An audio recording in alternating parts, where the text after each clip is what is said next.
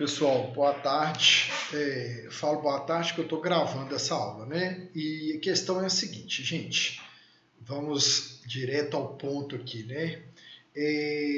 Eu vou passar para vocês, para essa turma da prática 3, né? Prática criminal, mais duas atividades, que audiência de instrução e julgamento criminal e embargos de declaração, nessa ordem, né? Hoje nós vamos tratar da audiência de instrução e julgamento criminal. Nós fizemos até agora um pedido de revogação da prisão preventiva e 2 habeas corpus criminais, né? E como que vai funcionar aí para ser aprovado? O aluno que entregar 3 atividades, né, 3 peças processuais, mais os certificados e relatórios de audiências que vocês estão careca de saber aí, né? Vocês já estão no 6º período, que é obrigatório, né? Isso aí, assim, é uma exigência, inclusive, do MEC, é pré-requisito para aprovação. E estes relatórios e certificados de participação em audiência, que podem ser virtuais, né, em razão aí da pandemia, eu acredito que agora nós estamos, graças a Deus, chegando aí ao fim da pandemia, né, com a vacinação bem adiantada já. Então, no ano que vem, provavelmente, é bem dizer certo aí da gente voltar presencialmente, né? Mas, por enquanto, né, pode ser virtual, não tem problema, tá? Aí, são 5 audiências criminais, vocês estão fazendo prática criminal, 3 cíveis e 2 trabalhistas, tá? E naquele mesmo modelo de entrega, que é um arquivo para os relatórios e outro arquivo para os certificados, tá? Essa aula de hoje, gente, eu preparei aqui uma aula sobre audiência de instrução e julgamento criminal, né? Que é um ponto aí importantíssimo na prática, né? Eu acho que assim, por isso que eu falo dessa importância de participar aí das audiências, mas é participar mesmo, gente, para pegar esse certificado, fazer o relatório, porque assim, a audiência, tanto no processo civil quanto no criminal, principalmente e especialmente lá no trabalhista, eu falo assim, é a parte mais importante praticamente do processo, que é ali aonde que o juiz vai sentir o que as partes estão dizendo, sentir, analisar as provas ali, analisar a postura da parte do advogado, né? Então, é muito importante que o advogado, juntamente com a parte, estejam bem em sintonia, né? Preparem bem a audiência, as perguntas que serão feitas às testemunhas, as eventuais perguntas que serão feitas às partes, né?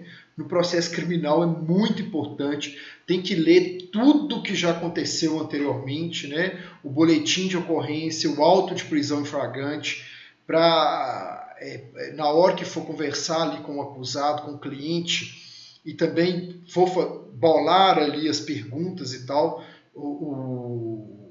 a nossa aula, inclusive, a gente vai, né, aprender justamente, explorar essa questão aí de quais perguntas devem ser feitas para as testemunhas. Por que eu estou falando que é importante ler tudo, né?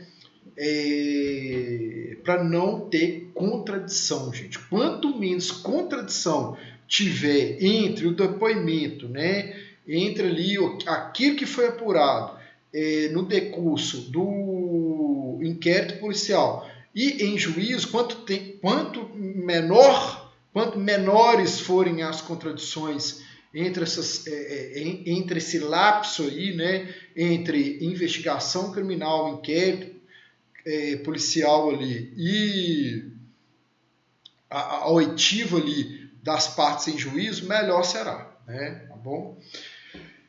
Então vamos lá. É lógico, né, gente? Eu sempre falo isso nas aulas de prática, mas assim, é importante frisar, tem que repetir, porque a questão é a seguinte: é claro que nós estamos na aula de prática, vocês vão ver isso aí com muito mais profundidade na aula de processo penal, né? Tá?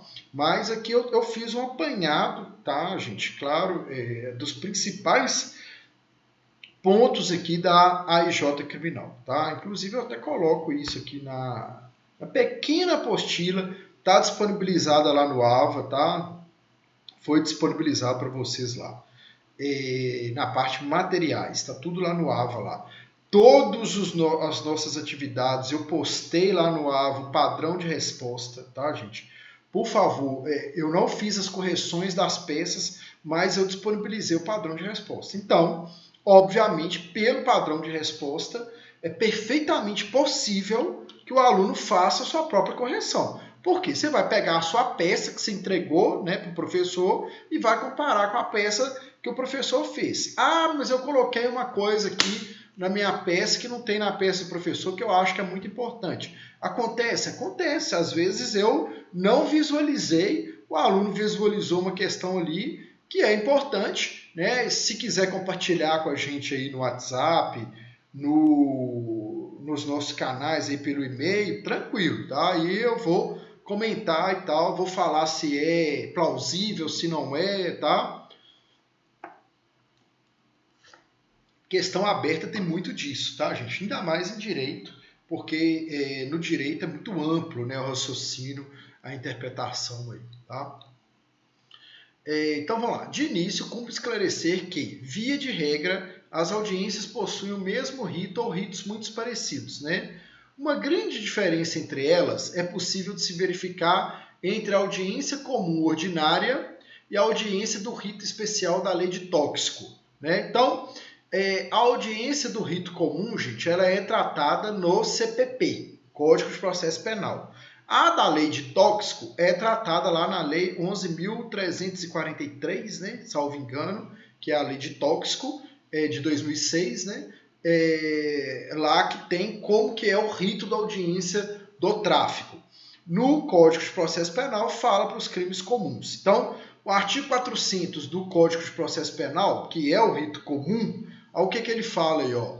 Na audiência de instrução e julgamento, a ser realizada no prazo máximo de 60 dias, proceder-se-á à tomada de declarações do ofendido, a inquirição das testemunhas arroladas pela acusação e pela defesa, nesta ordem, ressalvado o disposto no artigo 222 deste Código, bem como aos esclarecimentos dos peritos, às acareações e ao reconhecimento de pessoas e coisas, interrogando-se em seguida o acusado. No rito comum, segundo o CPP, primeiro será ouvido o ofendido, a vítima, seguido as testemunhas, primeiro da acusação, da defesa, com um interrogatório ao final. Então, olha que interessante, gente. Tudo aqui é amparado no Estado Democrático de Direito. Vai ouvir primeiro a vítima, depois as testemunhas de acusação e da defesa, nesta ordem, né? E depois o interrogatório do acusado. Por que o interrogatório do acusado é o final? Isso é importante na perspectiva jurídica? É óbvio, gente. Imagine, você está sendo acusado lá de um roubo, né? E você vai ouvir a vítima do roubo, vai ouvir as testemunhas de acusação e depois as de defesa. Quer dizer, você vai saber tudo o que está acontecendo ali, tudo que está sendo dito contra ou a favor de você, para, ao final, você dar a sua versão. Então, a sua versão ela será amparada aí num amplo contraditório e ampla defesa, né? Por quê? Você vai falar por último. O artigo 57 da lei 11.343, que é a lei, eu falei certo, gente, a lei 11.343, que é de tóxico, aí ela fala, o rito é um pouco diferente, olha só. Na IJ, após o interrogatório do acusado e a inquirição das testemunhas, qual que é a principal diferença aqui, gente? É que o interrogatório do acusado é no início. Mas, gente, tem muita gente que questiona isso aqui justamente por causa disso, porque não acham justo que o acusado seja ouvido no início. Aí o que acontece? Tem juízes, né, tem alguns magistrados que permitem que o acusado fale por último. É quase a regra hoje, mas tem uns que seguem o que está aí aí cabe a defesa dar o grito lá e depois tentar alguma coisa com isso aí. Falar, não, eu quero que ele seja ouvido por último e tal. Aí o juiz vai falar, eu estou seguindo o rito, o doutor. Aí você fala, não, mas eu queria, porque vai ser garantido mais a ampla defesa, o contraditório dele e tal. Então, assim, tem essa celeuma aí, essa discussão em cima disso aí, tá? Número de testemunhas. No rito comum, né, o artigo 401 do Código de Processo Penal fala que podem ser arroladas 8 testemunhas de cada lado, tanto da acusação quanto da defesa, né? E na lei de tóxico fala que são 5 de cada lado, tá? Gente, assim, o que eu vejo no dia a dia principalmente do processo criminal aí, quando é dativo, né? Ouvem, né, só as testemunhas de acusação praticamente. A defesa quase não arrola. E é importante? Gente, arrolar a acusação da defesa, né? Eu acho que eu comentei nessa turma aqui, eu tô com um caso aqui em Unai, que o rapaz foi preso aí com a mala em casa com 10 quilos de maconha. A lei de... o cara não é vendedor, ele não comercializa droga. O cara, no mundo, na gíria aí da bandidagem, ele é um comédia, né? O que é um comédia? É um cara, um bode expiatório, né? Os caras, ele é usuário de droga, dependente químico e tal. O que o pessoal fez? Falou com ele, nós vamos guardar determinada quantidade de droga aqui na sua casa, vamos te dar um dinheiro por semana, você não mexe na droga, senão a gente já paga, né? Praticamente é isso mesmo. E é isso. Aí o cara falou, não, beleza, aceitou, entendeu? Aí a polícia bateu lá, pegou a droga e pronto. Mas aí o que acontece? Neste caso específico, eu conversei com a irmã dele, né, e falei com ela, olha, leva uma testemunha lá que seja vizinho, que saiba que ele é trabalhador, porque dizem que é um menino que é muito trabalhador, ele faz serviços gerais, limpa lote, essas coisas, e diz que ele é muito conhecido lá no bairro dele, realmente ele trabalha com isso.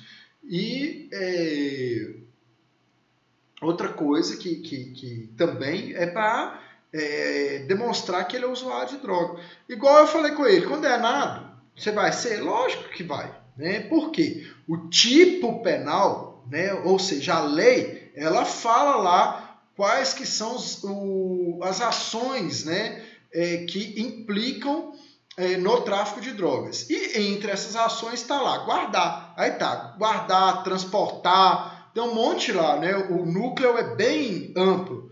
Entre elas é guardar. Ele estava guardando. Mesmo que ele não esteja comercializando, não quer dizer que ele não seja enquadrado como traficante, não. Porque a própria lei, o legislador já preveu isso, já havia prevido isso e colocou isso na lei, né?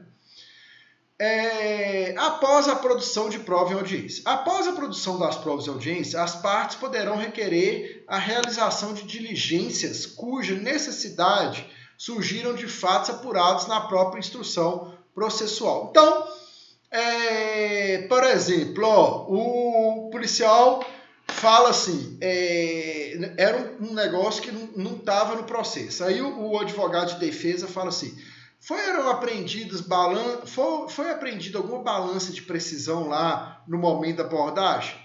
Aí o policial fala, não foi apreendido não, porque ele julgou pela janela, né? Mas não, estou dando um exemplo aqui esdrúxulo, tá, gente? Mas não tinha isso no processo, né? Mas a gente viu ele julgando pela janela. Aí pode ser que o advogado fale assim, não, então vamos pedir uma varredura lá no terreno para ver se a gente acha essa balança, né? Se o advogado tivesse, óbvio, né, gente? Certeza que não vai ter a balança lá. Aí talvez a juíza vai falar assim, não, eu defiro, no prazo de 10 dias, determine que a polícia dê uma varredura lá e informe nos autos. Por exemplo, tá? Era um fato que não tinha até então, foi suscitado em audiência e o advogado entendeu ali que seria importante tirar essa dúvida, porque não encontrada a balança seria favorável para o cliente dele, para mostrar que ele não é traficante. Aí uma outra coisa aqui, a próxima questão, que a gente só vê na teoria, na prática nunca acontece isso, né? Mas eu até comentei, eu acho que aqui também, que às vezes eu estava numa audiência um dia, o juiz mandou lá o MP fazer as alegações finais orais e perguntou se eu podia, né? E eu, beleza e tal, e não queria muito, mas aí ele forçou, a gente teve que fazer lá. Nem eu, nem o promotor queríamos, né? Mas fizemos. Porque é complicado se pegar teses ali, processo de tráfico e tal, ter que apurar várias questões ali, né? Naquele momento ali. Aí, como ele dá a palavra ali para a acusação e a defesa nesta ordem, tá, gente? No processo criminal, a defesa sempre fala por último, tá? E isso aí é óbvio que é para beneficiar o acusado, né? Porque a defesa tem que saber ali do que ele está sendo acusado, do que está sendo falado contra ele, para rebater ali os argumentos, né? Só que geralmente, né, concede a praza, o juiz concede em regra, não acontece essa questão das alegações finais orais, não. Em regra, né, 90, eu diria aí 99% dos casos, o juiz fala escrito, né, dá um prazo de 10 dias para o MP e o mesmo prazo para a defesa. Né? Considerações gerais aí quanto ao interrogatório. Seja ele no início ou no final da audiência, o acusado tem o direito de se entrevistar com seu advogado antes de ser interrogado. Então, tá lá no artigo 185, parágrafo 5º do CPP. Isso, gente, na prática é muito respeitado. Muito. Todos os juízes, eles perguntam pro acusado na frente do advogado, na hora que começa o interrogatório lá, falam: o senhor quer falar com o seu advogado? Se ele falar quero, aí o juiz permite que eles saiam da sala. Isso aí é muito respeitado, tá? E também o juiz adverte, outra questão, essa questão dele ser entrevistado pelo advogado, tem previsão legal, o artigo 185, parágrafo 5º do CPP. E o artigo 186 do CPP fala que o juiz tem que falar com a parte que não responder as perguntas que lhe serão feitas. Então, ele fala, se você quiser ficar em silêncio, você pode. É um direito seu. E isso não será usado contra você. Né? Também todos os juízes fazem isso, gente. Havendo mais de um réu, os interrogatórios serão separados. Né? O artigo 191 fala isso. Isso é importante, gente, porque, por exemplo, né, José e Maria praticaram lá um homicídio. E quem atirou efetivamente foi o José, um latrocínio. Né? Vou para uma outra situação aqui. Ninguém quer assinar um latrocínio, né, gente? Latrocínio é roubo seguido de morte. Você já senta na cadeira para conversar com o juiz com 15 anos no lombo, né? 15 anos de pena nas costas. Então, quem quer assinar? Ninguém. Né? Você já vai começar a sua marcha ali na cadeia com 15 anos. Né? Aí, no dia lá, foi o José que puxou o dedo. Mas o José está negando e a Maria está negando. Aí vai ouvir separado, porque vai ser a oportunidade para Maria falar à vontade. Né? Ela fala, não, foi ele que puxou. Então, na frente do José, é óbvio que ela ficaria o quê? Constrangida, né?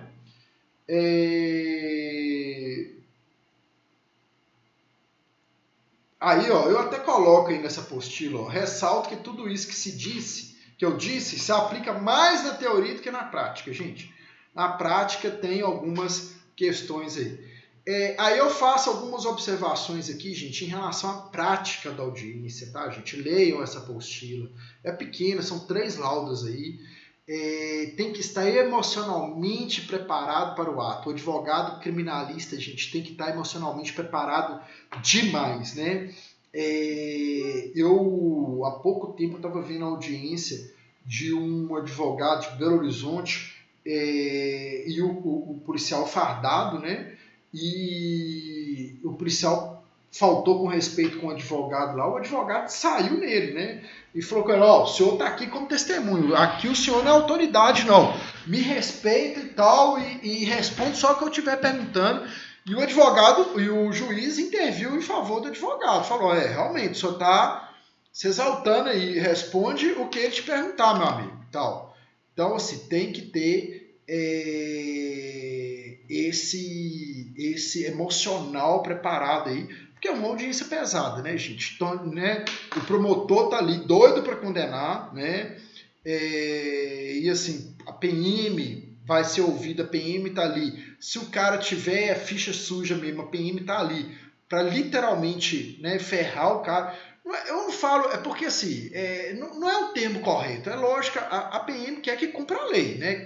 Quer que seja rigorosa ali, mas ela é rigorosa, ela vai falar, ó, ela não vai refrescar, né? É isso que eu tô querendo dizer. Se o cara tiver culpa no cartório, tudo que for perguntado vai falar, não, ele tem fama de ser traficante?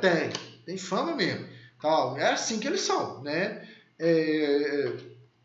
Então, aí o advogado tem que estar bem, com a cabeça bem atenta, bem emocionalmente, para não amarelar, para fazer as perguntas no tom certo, né? Conversar com o cliente, para ele responder de forma ponderada, educada, clara, objetiva, né? Saber desenvolver a audiência, isso é o mais importante, de acordo com tudo aquilo que for processado até então. Tem gente, tem advogado, gente, que chega na hora da audiência e começa a invocar tese nova, né? E não adianta, gente. Você tem que, tipo assim, se você vai ler lá o inquérito, né? Aí no inquérito lá consta que o cara foi preso com 50 gramas de maconha e estava no bolso dele. Adianta você chegar na audiência e falar, a maconha não estava no bolso dele não, foi preso em cima da mesa e tal, sem que tem lá 3 testemunhos falando, militares, que estavam no bolso do cara. Estou dando um exemplo esdrúxulo aqui. Mas acontece demais, porque não prepara para a audiência. Então você tem que ler tudo e preparar a audiência de acordo com tudo que dos autos consta e de acordo com o enquadramento legal do cara ali. Se o cara está sendo acusado de tráfico, você vai pensar assim todas as possibilidades com base na lei para absolver o cara.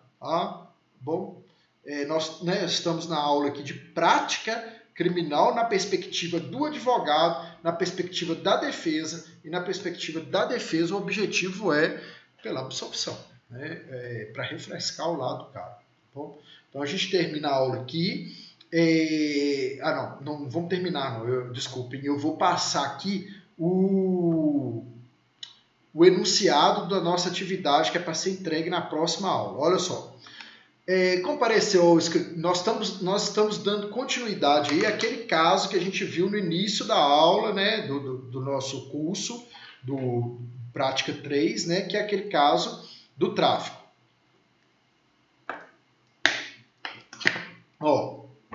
Então, o enunciado é o seguinte: compareceu ao seu escritório de advocacia a senhora Maria Marques, residente domiciliada na cidade de Unai, oportunidade em que relatou os seguintes fatos: que no dia 22 de agosto, em patrulhamento de rotina, a PM de Minas Gerais abordou seu companheiro, Marcelo Souza, na porta da casa do casal. Que a abordagem ocorreu por volta das 21 horas e considerando que a residência fica em local com pouca iluminação, no bairro Mamoeiro, o senhor Marcelo saiu correndo para dentro do imóvel. Ao perceber que estava sendo perseguido, pulou o muro da casa do vizinho, sendo capturado pela PM, escondido dentro de um quarto de despensa no fundo da referida casa. Que Marcelo correu porque possui um desafeto no bairro em razão de uma briga ocorrida por causa de time de futebol. Que durante a abordagem, a PM localizou na residência um pequeno vaso de maconha, bem como 5 gramas da mesma substância.